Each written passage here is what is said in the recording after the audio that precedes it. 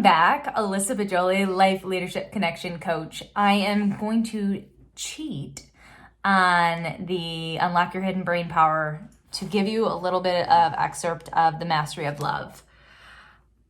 I believe the next few weeks, if you are in a relationship with any sort of human or animal, you need to listen to this. I mean, you need to read this book. But I'm going to give you just a little section of a few chapters that has really cracked me open. So trust me in what I'm about to read is valuable to you. If you need to put me at 1.5 speed, so it's a shorter video for you, absolutely go ahead.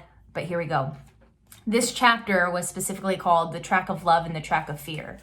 And the portion I'm going to read to you goes as, in every relationship, there are two halves of that relationship. One half is you, and the other half is your son, your daughter, your father, your mother, your friends, your partner. Of those halves, you are responsible for your half. You are not responsible for the other half. It doesn't matter how close you think you are, or how strongly you think you love, or how strongly you think you love. There is no way that you can be responsible for what is inside another person's head. You can never know what that person feels, what that person believes, all the assumptions he or she makes. You don't know anything about that person. That is the truth. But what do? We try to be responsible for that other half. And that is why relationships in hell are based on fear, drama, and the war of control. If we are in the war of control, it is because we have no respect. The truth is that we do not love. It is selfishness, not love. It is just to have the little doses that makes us feel good. When we have no respect, there is a war of control because each person feels responsible for the other. I have to control you because I don't respect you. I have to be responsible for you because whatever happens to you is going to hurt me, and I want to avoid pain.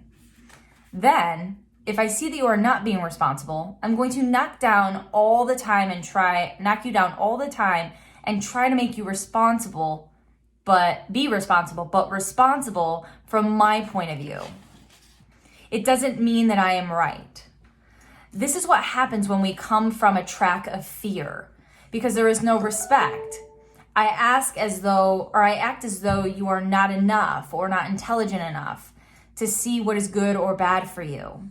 I make the assumption that you are not strong enough to go into certain situations and care for yourself. I have to take control and say, let me do it for you, or don't do that. I try to suppress your half of the relationship and take control of the whole thing.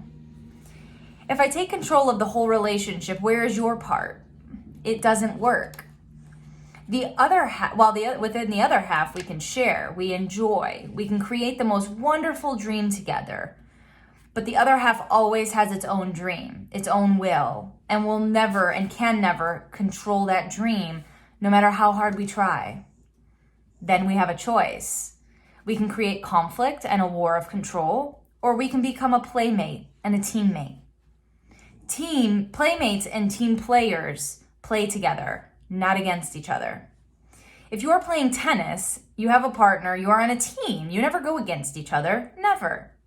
Even if you play tennis differently, you have the same goal, to have fun together, play together, and be playmates. If you have a partner who wants to control the game, and he or she says, no, don't play like that, play like this. No, you're doing it wrong. You're not going to have any fun. Eventually, you won't want to play with your partner anymore. Instead of being a team, the partner wants to control how you play. And without the concept of team, you're always going to have conflict.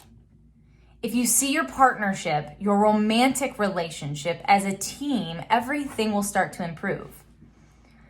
In a relationship, as in a game, it is not about winning or losing. You are playing because you want to have fun. In the track of love, you are giving more than you are taking. And of course, you love yourself so much that you don't have to allow selfish people to take advantage of you. You are not going for revenge, but you are clear in your communication. You can say, I don't like that when you try to take advantage of me, when you disrespect me, when you were unkind to me. I don't need someone to abuse me verbally, emotionally, and physically. I don't need to hear all your cursing all the time.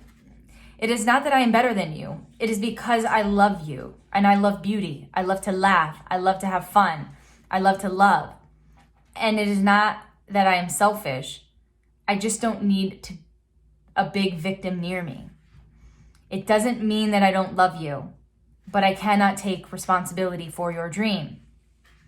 If you are responsible with me, if you are in a relationship with me, it will be so hard for your parasite because it will not react to your garbage at all. This is not selfishness. This is self-love. Selfishness, control, and fear will break almost any relationship. Generosity, freedom, and love will create the most beautiful relationship and ongoing romance. So I'll save the second half. No, I'm just going to do it. It's just a little bit. To master a relationship is all about you. The first step is to becoming aware. To know that everyone's dream has its own dream. Once you know this, you can be responsible for your half in the relationship, which is you. If you know that you are responsible for your half of the relationship, you can easily take control of your half. It is not up to you to control the other half. If we respect, we know that our partner, friend, son, mother, daughter is completely responsible for his or own half. If we respect the other half, there is always going to be peace in that relationship. There is no war. Next, if you know what love is and what is fear, you can become aware of the way you communicate your dreams to others. The quality of your communication depends upon the choices you make in each moment, whether you tune into your emotional body to love or to fear. If you catch yourself in the track of fear, just by having the awareness, you can shift your attention to the track of love.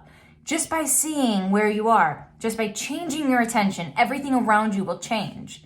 Finally, if you are aware that no one else can make you happy and that happiness is a result from love coming out of you, this becomes the greatest mastery of the Toltecs, the mastery of love. We can talk about love and write 1,000 books on it, but with love will be completely different for each of us because we know we have to experience love.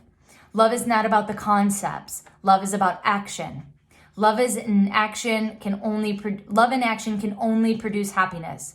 Fear in action can only produce suffering. The only way you need to master love is to practice love. You don't need to justify your love. You don't need to explain your love. You just need to practice your love. Practice creates the master.